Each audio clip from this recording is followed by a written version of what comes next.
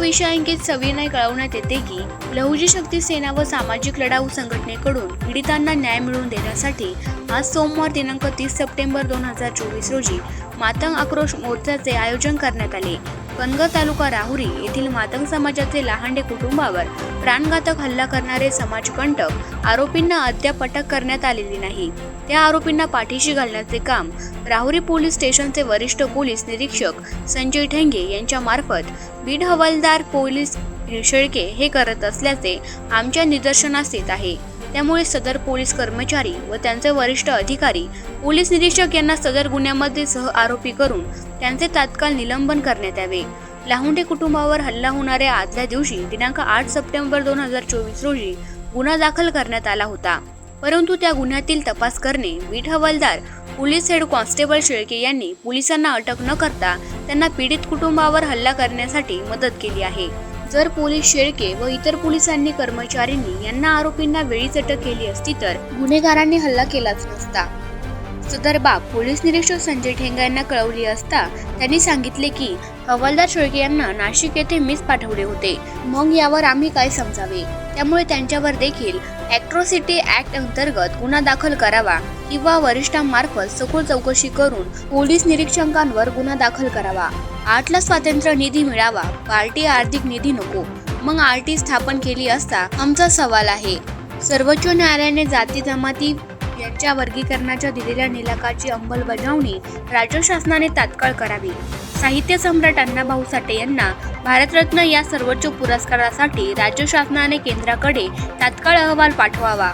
मुख्य आरोपी तात्काळ गुन्हा केल्यानंतर परस्पर एका खासगी दवाखान्यात ऍडमिट झाला असता पोलीस निरीक्षक संजय ठेंगे यांनी सदर आरोपीची आर्थिक तडजोड करून पीडितांवर खोटा गुन्हा दाखल केला आहे. सदरचा गुन्हा हा पोलीस स्टेशन डायरी तपासाअंतर्गत चौकशी करून समरी ABCD नुसार फायनल करावा. कारण गुन्हा घडला त्या दिवशी पीडितांची मुले घरी नव्हती, ते बाहेर गावी होते व शिक्षण घेत होते. ते जर घरी आले असते तर त्यांना देखील मारहाण झाली असती किंवा ते जखमी झाले असते किंवा त्यांच्यासमोर त्यांच्याच कुटुंबातील 4 महिलांना मारहाण झाली असती का, ही विचार करण्याची बाब आहे. त्यामुळे फिर्यादीवर दबाव टाकण्यावर पोलीस हेड कॉन्स्टेबल शेळके व पोलीस निरीक्षक संजय ठेंगे हे गुन्हेगारांना साथ देत आहेत असे वाटते. पहिल्या ॲट्रॉसिटी गुन्ह्याचा तपास जर शिवपूजे साहेब यांनी स्वतःलक्ष घालून कर्तव्यपूर्ण तपास करून आरोपींना तात्काळ अटक केली असती तर गुन्हेगारांनी इतर व्यक्तींना बोलावून कुटुंबावर हल्ला केलाच नसता.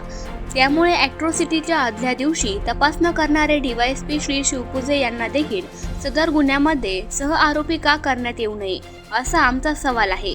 पीडितांचे रक्ताचे नमुने त्यांना वेळोवेळी मागणारे पोलीस कॉन्स्टेबल शेळके हे त्यांना म्हणाले की तुम्ही शासकीय कामात अडथळा आणत आहात म्हणून मी तुमच्यावर गुन्हा दाखल करीन असे धमकावित आहेत.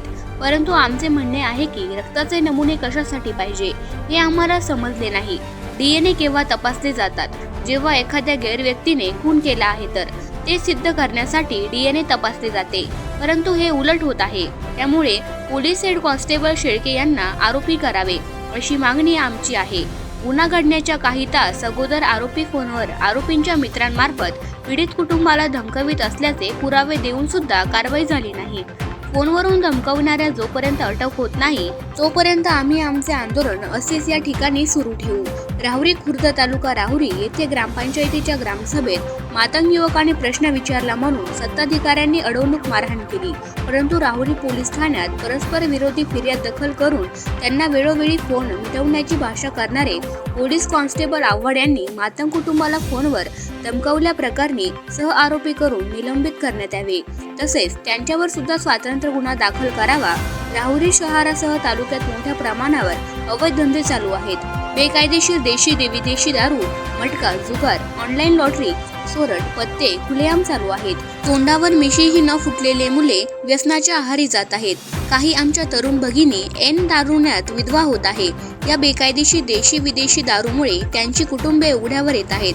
15 ते 16 वर्ष वयोगटातील तरुण पिढी व्यसनाच्या आहारी जात आहे. नुकतेच ब्राह्मणी या गावामधील तरुण बेकायदेशीरपणे गुटखा विक्री चालू असल्यामुळे ऐन तारुण्यात मरण पावला. यास जबाबदार कोण आहे? त्यामुळे राहुरी शहरात व तालुक्यातील असणारे अवैध धंदे बंद न करणारे पोलीस निरीक्षक संजय ठेंगे हे अपयशी पोलीस अधिकारी ठरले आहेत. त्यामुळे त्यांची राहुरी पोलीस ठाण्यातून तात्काळ बदली करावी. मौजे चांदेगाव येथील पीडित कुटुंबाचे काय झाले? त्यांचा गुन्हा दाखल असताना पीडितांच्या वडिलांचे शव बेवारसपणे पडून आढळले. त्यांचा तपास सुद्धा योग्य प्रकारे न करता त्यामध्ये देखील पोलिसांनी हलगर्जीपणा केला. त्या कुटुंबाला आपल्या मार्फत योग्य तो न्याय मिळावा ही विनंती मातंग समाजाला यापुढे तात्काळ शस्त्र बाळगण्याची परवानगी मिळावी. महावितरणच्या वतीने देण्यात येणारे लाईट बिल हे फॉल्टी दिले जातात. अधिकाऱ्यांनी याची विचारणा केल्यावर ते म्हणतात, रीडिंग घेणाऱ्यांनी रीडिंग घेतले नसेल तर आम्ही काय करणार? काही बिलावर तर ते नो रीडिंग असा शेर येतो. मग फॅक्टरी बिल देणाऱ्या महावितरण कार्यालयावर आपल्या मार्फत योग्य ती कारवाई करावी. वडगाव गुप्ता तालुका नगर येथील फिर्यादी याने तक्रार केली, परंतु त्याची वेगळीच फिर्याद नोंदवण्यात आली व आरोपीला संरक्षण देण्यासाठी त्याचा बीट हवालदार त्यावेळी ठाणे अंमलदार होते, म्हणून त्यांनी त्यांच्या नावाने फिर्यादी नोंदवली. सदरच्या गुन्ह्यामध्ये पोलीस हेड कॉन्स्टेबल पालवे व पोलीस निरीक्षक चौधरी MIDC पोलीस स्टेशन यांनीही सह आरोपी करून त्यांच्यावर तात्काळ कारवाई करावी. घोरगाव येथील कनगरे कुटुंब गेली 5 ते 6 वर्षापासून लढा देत आहे. त्यांना त्यांच्या क्षेत्रातील व घरी जाण्यासाठी रस्ता खुला करून मिळावा. निवासाचे तहसीलदार संजय बिराजदार वेळोवेळी खोटा पंचनामा करून कुटुंबाची व समाजाची दिशाभूल करत आहे, म्हणून त्यांच्यावर ॲट्रॉसिटी ॲक्ट प्रमाणे गुन्हा दाखल करावा. आवाज जनतेचा या न्यूज चॅनलसाठी प्रतिनिधी चंद्रकांत जगधने. करायचा आहे लाईव्ह कार्यक्रम किंवा आहे कसले आंदोलन, जनसामान्यापर्यंत पोहोचेल आपल्या हक्काचा आवाज. आवाज जनतेचा. बातमी व जाहिरातीसाठी संपर्क करा 86 68 50 08 62.